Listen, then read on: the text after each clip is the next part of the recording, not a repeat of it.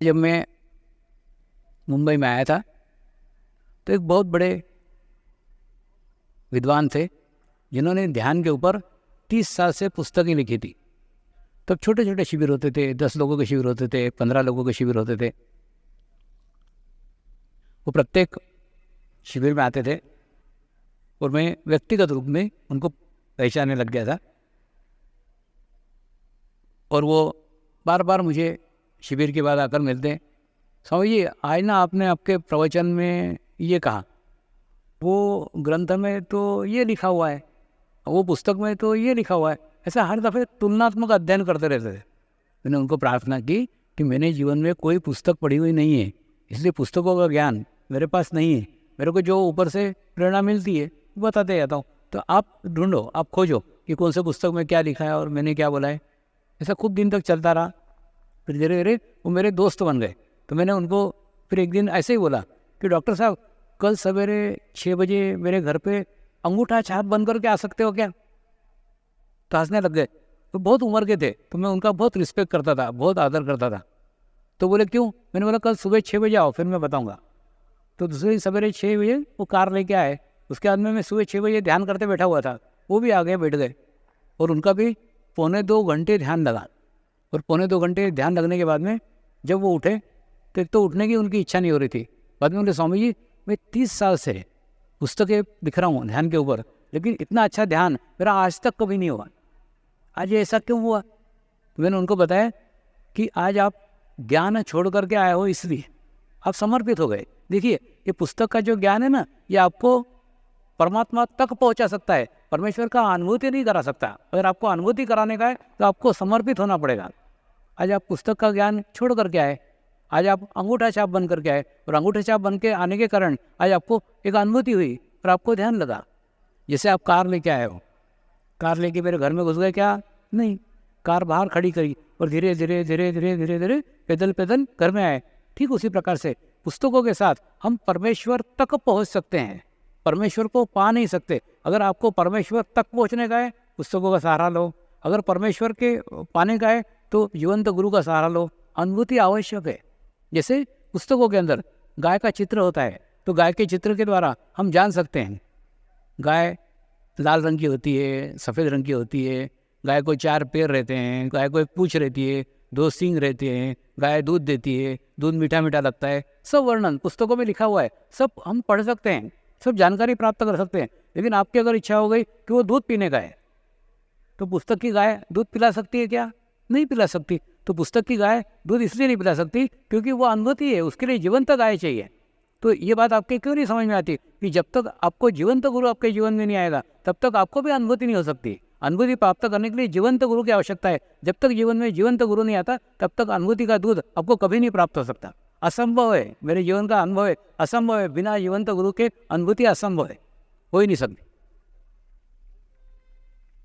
जब तक मेरे भी जीवन में किसी जीवंत गुरु का आगमन नहीं हुआ तब तक अनुभूति मुझे भी प्राप्त नहीं हुई। तो मैं भी इच्छा करता हूँ कि आपके प्रत्येक के जीवन में जीवंत गुरु का अनुभव प्राप्त हो। वो अनुभूति को आप आदर के साथ, रिस्पेक्ट के साथ, रिसीविंग के साथ, गुणग्राहकता के साथ ग्रहण करो।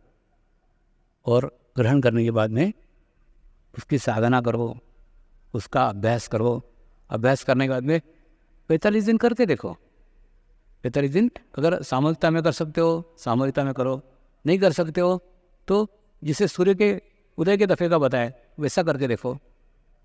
और 45 दिन अनुभव आने के बाद फिर आपको अगर अच्छा लगा कि आपके कुछ प्रश्न छूट रहे हैं, आपकी कुछ परिस्थिति बदल रही है, आपका कुछ स्वभाव बदल रहा है, आपके अंदर कुछ चेंज आ रहा है, आपको अच्छा लग रहा है, प्रसन्नता लग रही है, तो आप इस ध्यान को कंटिन्यू रखो।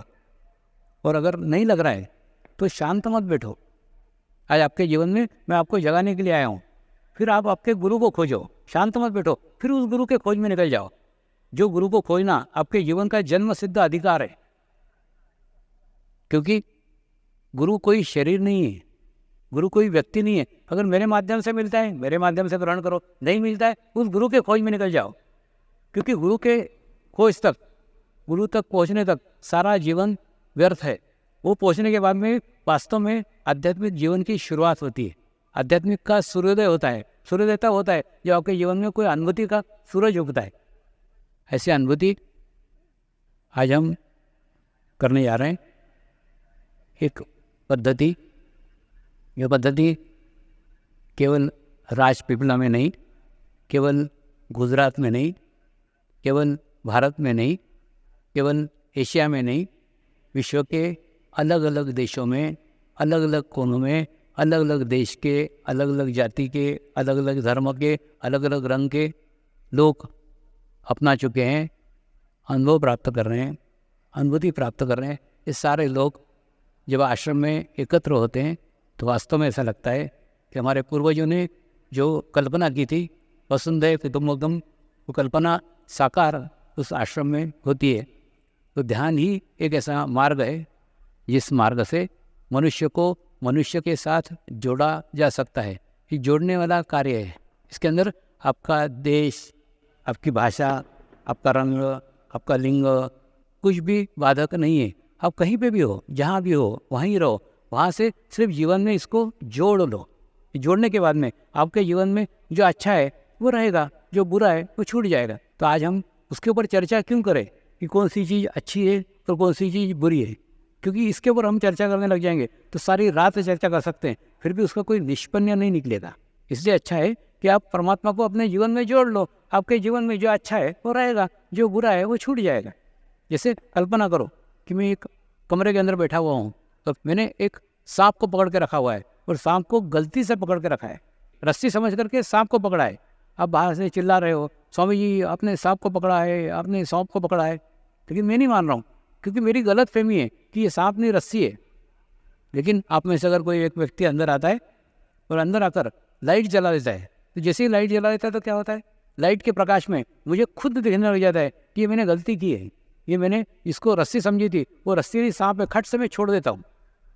ठीक उसी प्रकार से जब आपकी आत्मा प्रकाशित होगी, जब आपको अनुभूति होगी, तो अनुभूति होने के बाद में जो जीवन में आपने बुरी चीज़ें अच्छी है करके पकड़ के रखी है, वो सारी चीज़ें छूट जाएंगी।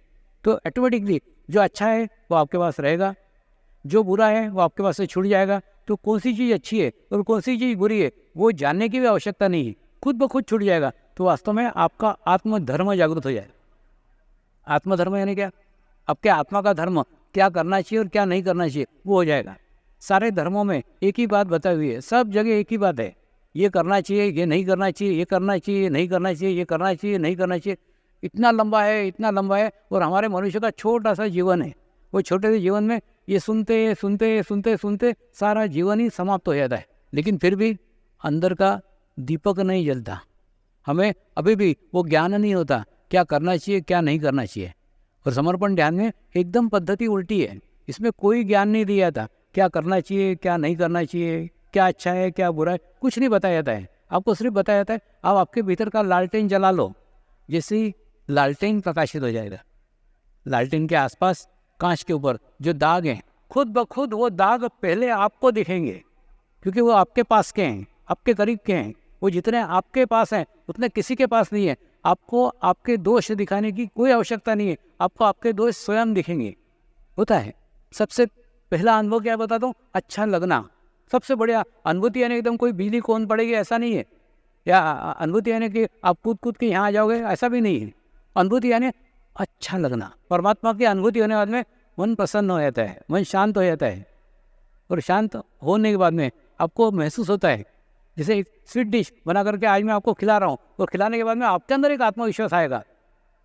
जो स्थिति मुझे स्वामी जी के शिविर में मिली है वो स्थिति मुझे मिल सकती है, मुझे वो शांति प्राप्त हो सकती है, वो अनुभूति मुझे हो सकती है। वही अनुभूति मुझे मेरे जीवन में रोज प्राप्त करने की है, तो वो बनाने का आप अभ्यास कर सकते हो, प्रैक्टिस कर सकते हो। तो मेरा तो एक इलेक्ट्रिशियन का रोल है, उतना रोल मैं कर दूंगा, उसके बाद में आगे का कार्य आपका है, आप करो या नहीं करो, मेरा रोल खत्म हो गया, मेरा कर्तव्य समाप्त हो गया, मेरा अधिकार क्षेत्र नहीं है कि आप करें या नहीं करें। तो मुझे भेजा गया है, मैं आया हूँ, आपको बता रहा हूँ, अब करके देखो और उसको अनुभव कर देके देखो।